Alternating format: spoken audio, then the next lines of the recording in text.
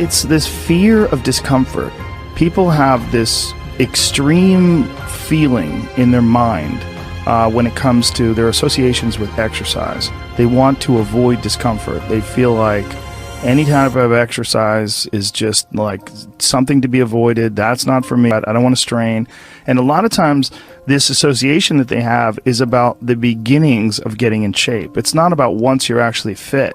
Because once you're actually fit, exercise is something you look forward to. It's an alleviation of stress. It feels great. Like if I can't get a workout in, I look at my schedule. I go, oh shit, I don't have any time for a workout, which means I'm not going to get that good feeling. And so instead of looking at it like, oh, I've got to go grunt and sweat, I'm thinking I'm not going to feel good. I'm not going to feel relaxed. I'm not going to feel carefree. And I'm not going to feel even appreciative. Like my appreciation of things, and it gets enhanced greatly after exercise. I just feel better. I feel like I can take things in for what they are rather than, you know, whatever sensory data that I'm getting from any event is just one more distraction that gets in my way. And you know, that's a lot of times how I look at things if I'm overstressed or if I'm working too much. Like our bodies, for whatever reason, most people, their associations are to avoid anything that's uncomfortable. But it's so illogical, because when you look at comfort and you look at success and progress and the feelings of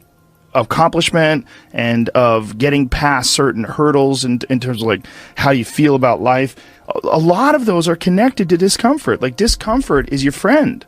It really is. Like discomfort and not being happy and content with certain situations in life or certain feelings in life, they're massive motivators, and they're amazing at facilitating change. And yet our instinct is to avoid those and just sit on the couch and watch some reality show about dudes who make moonshine. It's bizarre. And for me at least, when I get like really disciplined and really I get really consistent with my workouts, one of the things that I almost feel momentum. I feel like there's like a push behind me, like, all right, like after I get out of the gym, I have a really good workout. I'm like, yeah, now I'm doing it. I'm doing it all the time now. And I'm looking forward to the next time. And it makes that resistance much weaker, and it makes my motivation and my discipline much stronger. I think a lot of it is based on just the consistency.